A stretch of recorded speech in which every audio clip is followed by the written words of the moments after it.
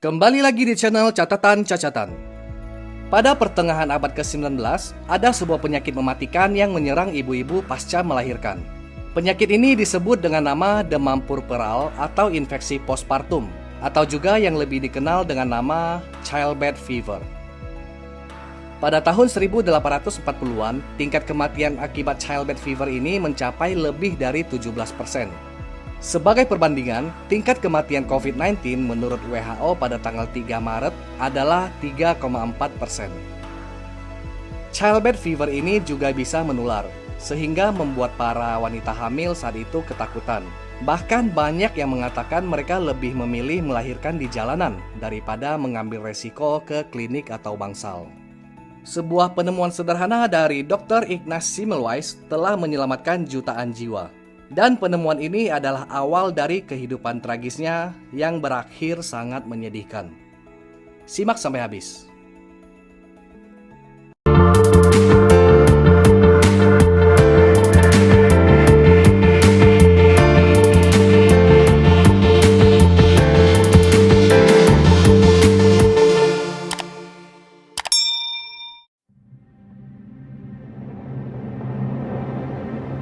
Dr. Ignaz Philipp Semmelweis lahir pada tanggal 1 Juli 1818. Seorang dokter asal Hongaria keturunan Jerman. Dr. Semmelweis adalah alumni dari Universitas Wina dan Universitas Budapest. Dia merupakan dokter spesialis obstetri. Menikah dengan Maria Widenhofer pada tahun 1857 dan memiliki 5 orang anak. Pada tahun 1840-an, para dokter saat itu sudah lebih mempercayai otopsi. Mereka mengandalkan data tentang penyakit tertentu melalui prosedur otopsi, tak terkecuali Dr. Semmelweis sendiri. Ketika dia bekerja di klinik persalinan di Rumah Sakit Umum Wina, dia mulai mengumpulkan data. Dia ingin memecahkan misteri mengapa banyak sekali ibu hamil di bangsal-bangsal persalinan yang meninggal akibat childbed fever. Dia mempelajari 2 bangsal. Yang pertama adalah bangsal tempat dia praktek, dan satu lagi adalah bangsal bidan. Dia menghitung setiap kematian yang terjadi di masing-masing bangsal tersebut, dan dia menemukan bahwa bumil di kliniknya yang pegawainya adalah dokter dan mahasiswa medis memiliki tingkat kematian hampir 5 kali lipat lebih tinggi dari klinik bidan. Kenapa? Dr. Semmelweis mulai mencari perbedaan antara 2 bangsal tersebut. Apa yang dilakukan dan apa yang tidak dilakukan oleh masing-masing bangsal. Dia mulai mempraktekkan apa yang dilakukan oleh para bidan. Di tempat bidan, wanita melahirkan dalam posisi menyamping. Sedangkan di tempat dia, wanita melahirkan dalam posisi terlentang. Jadi dia meminta wanita di tempatnya untuk melahirkan dalam posisi menyamping juga.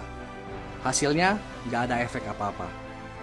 Kemudian, Dr. Semmelweis memperhatikan setiap kali ada pasien yang meninggal di kliniknya, maka seorang pendeta akan datang dan berjalan perlahan melewati ranjang si bumil.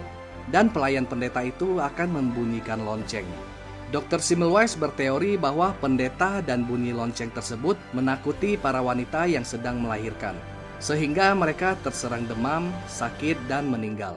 Maka dia meminta pendeta untuk mengubah rutenya dan tidak membunyikan lonceng. Tapi itu tidak berefek juga. Kali ini Dr. Semmelweis menjadi frustasi. Lalu dia mengambil cuti dan pergi jalan-jalan ke Venice untuk refreshing. Sepulang dari refreshing, pikiran baru saja jernih. Dr. Semmelweis dikagetkan oleh sebuah berita. Salah satu koleganya, seorang ahli patologi, meninggal akibat suatu penyakit. Menurut Jesselyn Davin, seorang sejarawan obat-obatan dan juga dosen di Queen's University, ini sering terjadi pada ahli patologi, kata Davin. Tidak ada hal yang baru dari cara dia meninggal. Dia memasukkan jarinya ke tubuh subjek ketika melakukan otopsi terhadap seseorang yang meninggal akibat childbed fever. Maka dia akan tertular penyakit dan meninggal. Dr. Semmelweis mempelajari gejala-gejala pada koleganya dan menemukan bahwa koleganya meninggal akibat penyakit yang sama dengan wanita yang dia otopsi, yaitu childbed fever. Ternyata childbed fever tidak hanya menjangkit ibu-ibu hamil saja, tapi juga bisa menjangkit orang lain. Meskipun begitu, ini tetap tidak menjawab misteri mengapa tingkat kematian di kliniknya lebih tinggi dari klinik bidan. Kematian ahli patologi ini memberinya sebuah petunjuk. Perbedaan besar antara bangsal dokter dan bidan adalah para dokter melakukan otopsi, sementara bidan tidak, kata Davin. Jadi Dr. Semmelweis berhipotesis bahwa ada partikel-partikel mayat yang menempel pada dokter atau siswa. Dan ketika mereka membantu proses persalinan, partikel-partikel ini masuk ke dalam tubuh ibu hamil dan berkembang menjadi penyakit lalu menyebabkan kematian. Jika hipotesanya benar, maka dengan membersihkan partikel-partikel itu dari tubuh, akan bisa menurunkan tingkat kematian dari childbed fever.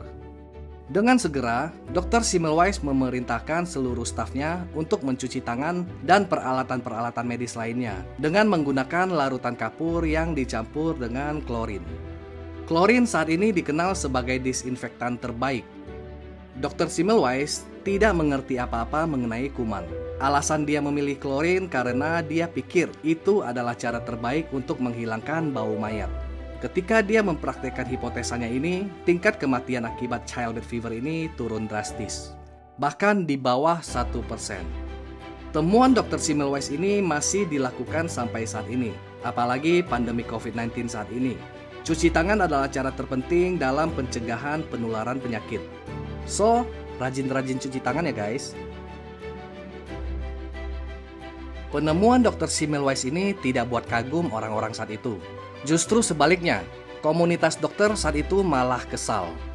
Hipotesa Dr. Semmelweis ini terkesan menuduh bahwa merekalah yang membawa penyakit childbed fever ke ibu hamil.